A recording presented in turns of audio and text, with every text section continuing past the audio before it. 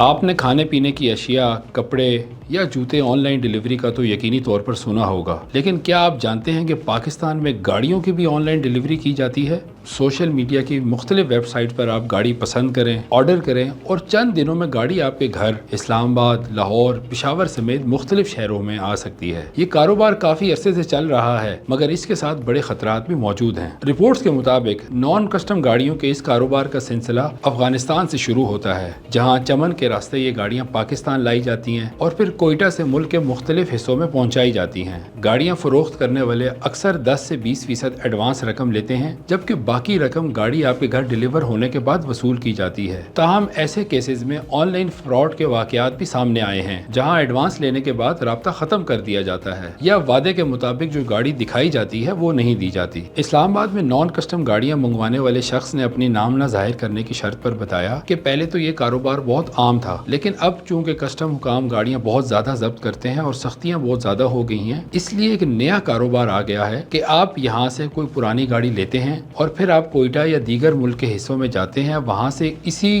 गाड़ी का सामान नई गाड़ी के साथ तब्दील कर लेते हैं और यूं आपकी नॉन कस्टम गाड़ी कानूनी तौर पर सही हो जाती है और इसके लिए कोई कानूनी पेचीदगियां भी नहीं हैं। माहिरीन खबरदार करते हैं कि नॉन कस्टम पेड गाड़ियां खरीदना, फरोख्त करना या इस्तेमाल करना कानूनी खतरात से खाली नहीं है। ऐसी गाड़ियां कस्टम या एक्साइज हुकाम जब्त कर सकते हैं, जिससे खरीदार को लाखों रुपए का नुकसान उठाना पड़ सकता है। अगर आप कोई गाड़ी खरीदने का इरादा रखते हैं तो पहले उसकी कानूनी हैसियत, दस्तावेजात और फरोख्त कुनंदा के साथ की मुकम्मल जांच जरूरी है। ऑनलाइन नॉन कस्टम गाड़ियों का कारोबार कैसे हो रहा है, ये जानने के लिए वी न्यूज़ की वेबसाइट का विजिट कीजिए।